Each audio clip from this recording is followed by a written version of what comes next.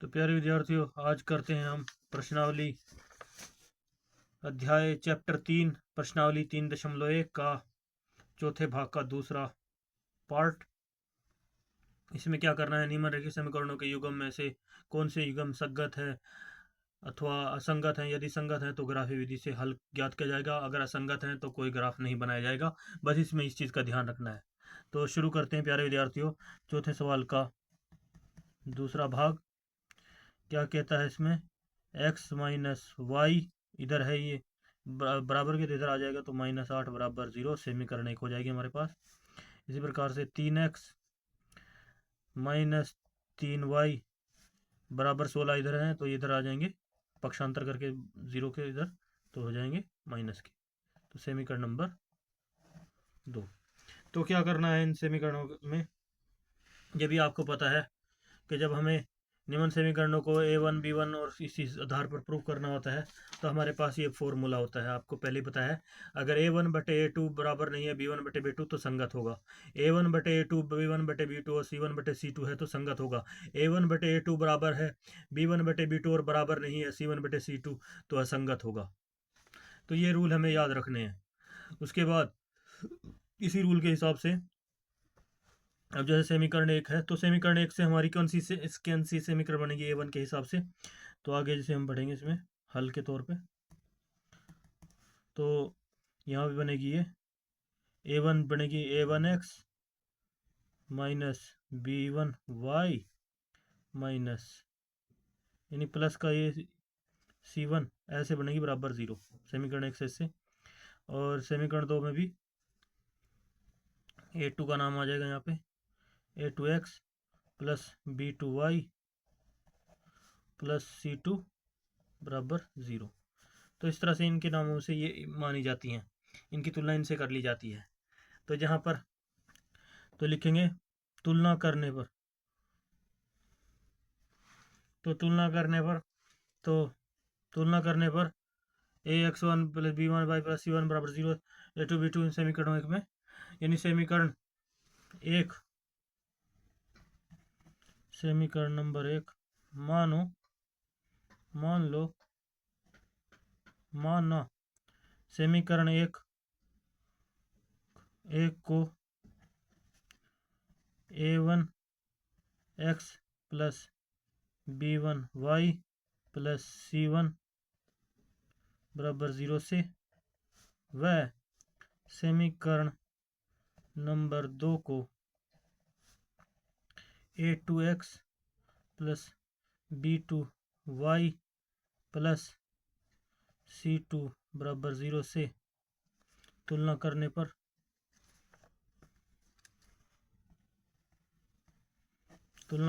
क्या आता है हमारे पास,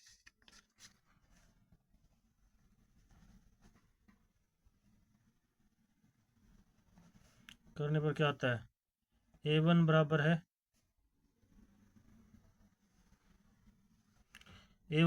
यहाँ पे कुछ नहीं है तो यहाँ पे x के स्थान पर 1 होगा। b1 बराबर क्या है, b1 बराबर भी कुछ नहीं है, माइनस का 1 होगा, y माइनस में है तो माइनस का होगा, क्योंकि हमें पता होना चाहिए जिन भी संख्याओं के साथ कुछ भी नहीं होता उसके साथ छिपा हुआ भूत की तरह 1 होता है। अगर वो माइनस का निशान है तो माइनस का 1 आ जाएगा, अगर प्लस का है तो प्लस का आ जाएगा।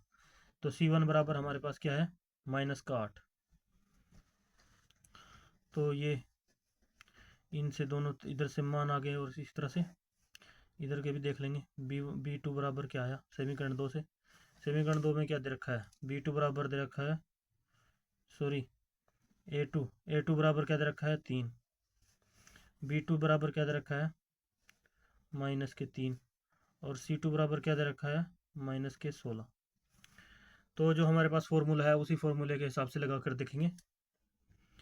a1, इसलिए सूत्र के अनुसार यूज करेंगे अब, a1/a2 बराबर कितना है, a1 बराबर 1 है, b1 बराबर a2 बराबर कितना है 3, और b1 बराबर कितना है, b1/b2, b1 बराबर है -1 और b2 बराबर है -3।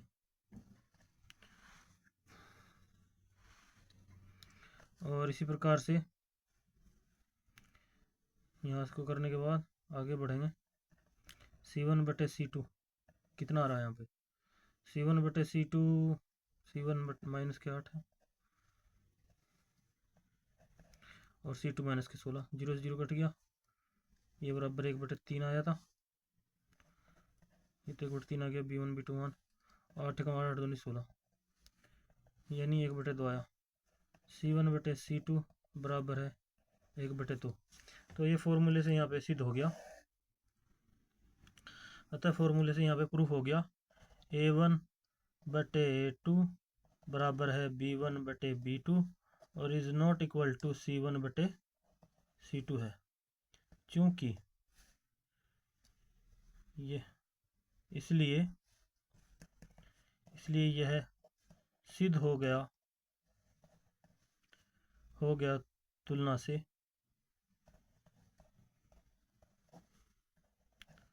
कि युग्म असंगत है।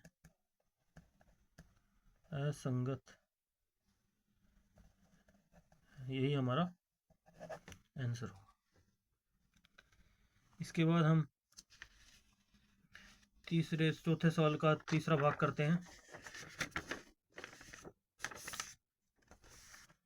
तीसरे भाग में क्या है?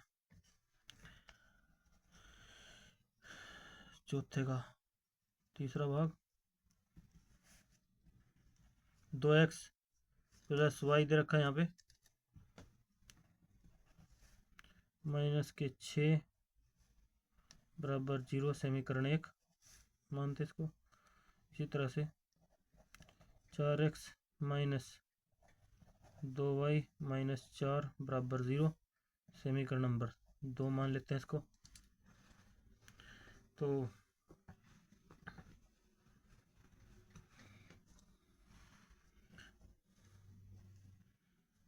इसलिए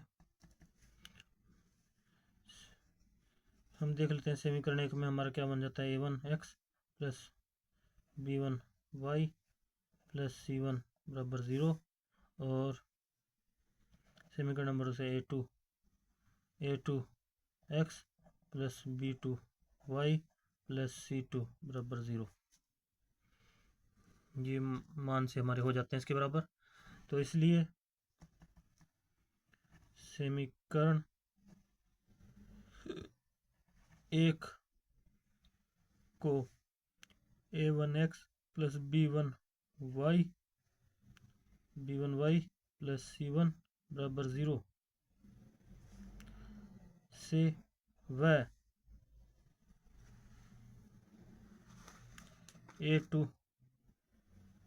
A2x + B2y + C2 0 को समीकरण नंबर 2 से तुलना करने पर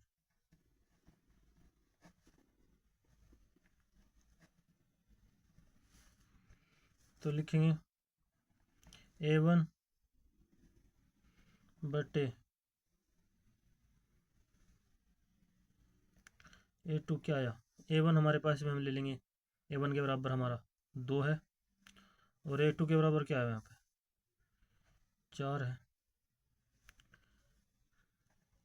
B1/B2 बराबर क्या है, B1/B2 हमारे पास -2 है, -2 और B1 हमारा B1 प्लस का 1 है, चाहिए ये प्लस का 1 है, क्या है प्लस का 1 और B2 क्या है हमारे पास -2।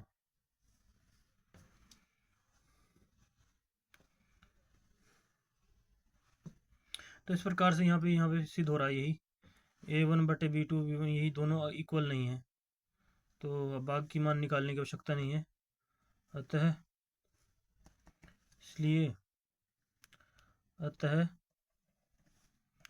A1/A2 is not equal to है B1/B2।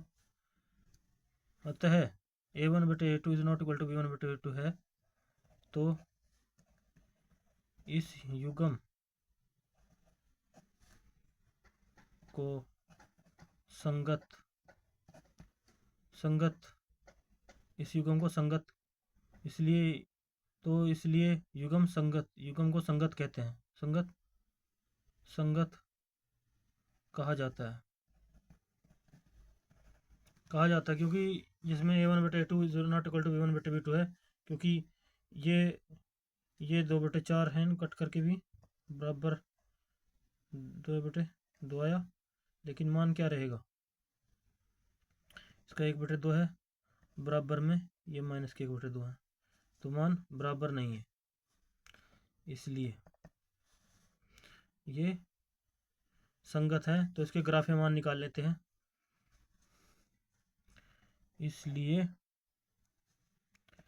इसलिए ग्राफीय विधि से हल करने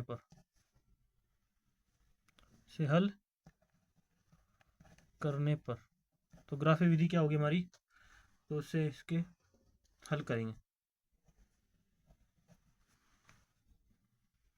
तो सबसे पहले हम इसके ग्राफ बना लेंगे। क्या ग्राफ आएंगे हमारे, सबसे पहले युग्म बनाने पड़ेंगे, कोऑर्डिनेट बनाने पड़ेंगे इसके। तो सबसे पहले पहली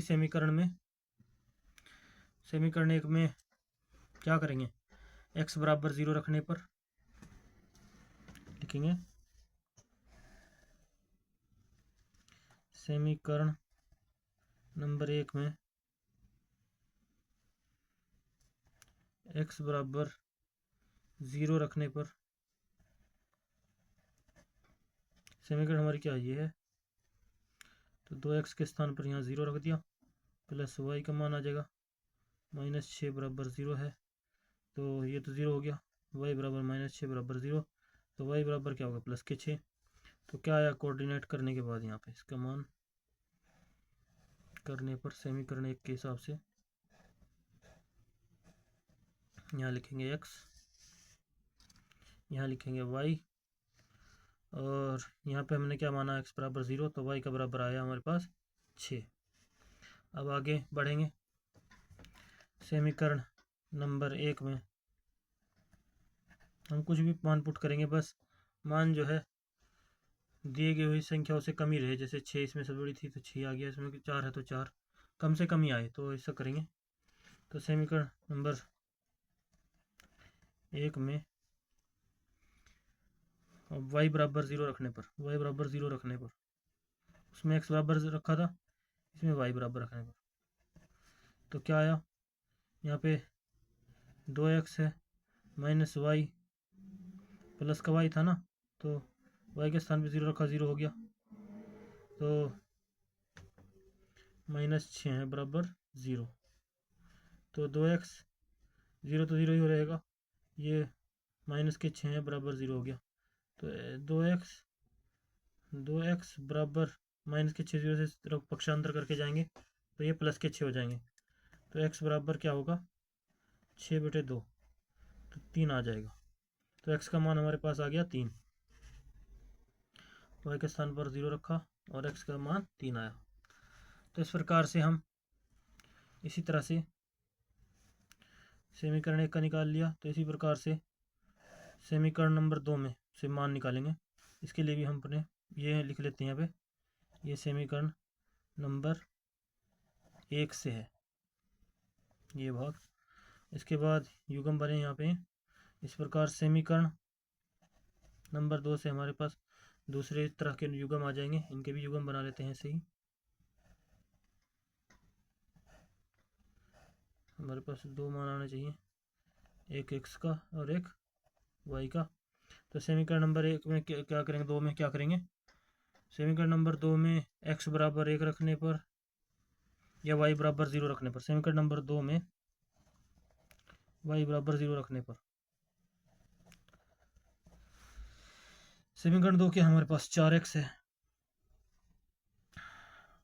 -2y है, बस 0 रख दिया, -4 है बराबर 0, तो 4x 0 से 0 कट गुना होगी तो 0 आएगा, -4 बराबर 0, तो 4x बराबर क्या होगा, 4x ये 0 0 रहेगा तो 0 को माइनस कुछ नहीं होता, ये -4 आ गया, बराबर 0, तो 4x बराबर 4 उधर चले जाएंगे तो प्लस के हो जाएंगे। x बराबर क्या होगा 4/4, 4 से 4 कट जाएगा, कितना आया 1, तो x का मान 1 आया, y बराबर हमने 0 रखे थे।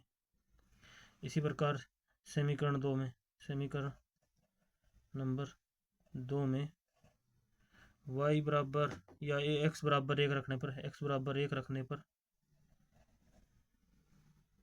x बराबर 0 रखने पर, x बराबर 0 रखने पर, x बराबर 0 रखने पर, तो समीकरण 2 हमारे पास क्या है 4x है, इसके स्थान पर 0 रख दिया, -2y -4 बराबर 0 है। तो इस तरह से आगे बढ़ते जाएंगे। ये तो 0 हो गया, तो -2y -4 बराबर 0 है, तो -2y बराबर, ये 4 को इस तरफ से पक्षांतर करेंगे तो ये प्लस के 4 हो जाएंगे, तो y बराबर क्या होगा,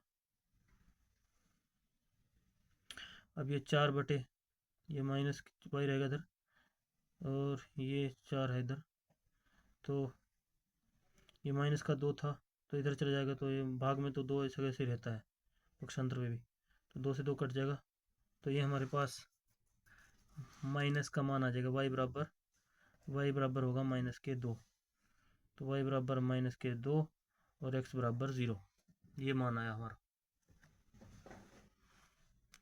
क्योंकि ये कटेगा नहीं, क्योंकि y जी माइनस का है तो y का मान माइनस में रहेगा, तो y का मान -2 हो जाएगा बराबर में भी। तो इस तरह से अब हमें इसका ग्राफ बनाना होगा। तो ग्राफ बनाने के लिए हम लेते हैं ग्राफ और उस पर हम रेखाएं खींचेंगे, जो मान हमने लिए हैं यहाँ पे। इसके लिए हमें लेना पड़ेगा थीटा, और हमें दोनों मानों को अपने इस ग्राफ से तुलना करनी पड़ेगी। तो सबसे पहले ग्राफ का देख लेते हैं क्या ग्राफ आएगा हमारा। तो सबसे पहले इसे हम रेखांकित कर लेते हैं, क्योंकि 6 से ज़्यादा y पर 6 से ज़्यादा अंक नहीं होने चाहिए, x पर 3 तक ही हो। लिख लेते हैं यहाँ पे 1, यहाँ पे 2 और यहाँ पे 3, इसे x के नाम से डिनोट कर लेते हैं। यहाँ पे ये x और ये x डैश, यानी इस पे माइनस के आएंगे। इसको ऊपर वाले को यहाँ पे y से डैश कर लेते हैं, y, और यानी y प्लस का रहेगा और नीचे y माइनस के रहेंगे, y डैश अक्स हो जाएगा ये। तो इन पे नंबर डिनोट कर लेते हैं 4 5 6 7 8, ऊपर पे भी 1 2 3 4 5 6 7, ये सब y के मान आ गए। इसी तरह से ये इधर माइनस के होंगे, 1 -2 -3, इधर भी ऐसे ही -1 -2 -3 -4 और -5। अब क्या करना है, सबसे पहले इसने कहा हम पहली समीकरण में जो मान दिए गए उन पे चलेंगे, y पर 6 चलेंगे और x पर 0, ये तो y पर 6 चले तो यहाँ पे डिनोटेड कर लेंगे 6 को।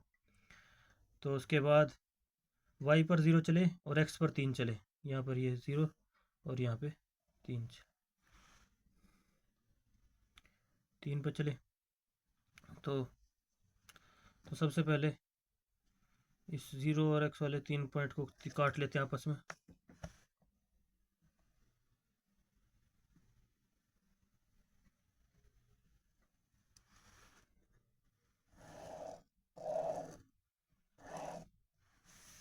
तो इस ग्राफ से हमें यहाँ से कट मार दिया। उसके बाद दूसरा पॉइंट क्या आता है, उस पर एक पॉइंट, पहले पॉइंट पे तो पहले समीकरण को तो हमने पूरी लाइन लगा ली, मिलान हो गया। अब दूसरी समीकरण में हम चलते हैं, अब इनके मान लिख देते हैं। ये x पर कितना चले थे हम, x पर 0 चले थे, इसको लिख देते हैं, और y पर 6, और इस पर कितना चले थे, x पर चले थे 3 और ये 0 y पर। तो इस तरह से y पर 0 3, तो x का मान पहले लिखते हैं, ठीक है। तो इसके बाद आगे बढ़ते हैं इस सवाल में ही। दूसरी समीकरण में क्या मान दिया गया है, इसमें दिया है y बराबर 0 चलेंगे और x बराबर 1 चलेंगे, y बराबर 0 और x बराबर 1 चले, प्लस के निशान लगाया। उसके बाद y बराबर -2 चलेंगे और x बराबर 0 है, तो -2 ये हैं, 0 की सीध में तो ये है। तो अब ये कहाँ पे एक दूसरे को काटेंगे, वही हमारा मान होगा। और हमारा मान कहाँ पे होगा, ये डिनोट करेंगे इसके कटिंग के बाद ही। तो सबसे पहले कट लगा लेते हैं, कहाँ पे काट रहे हैं एक दूसरे को। ये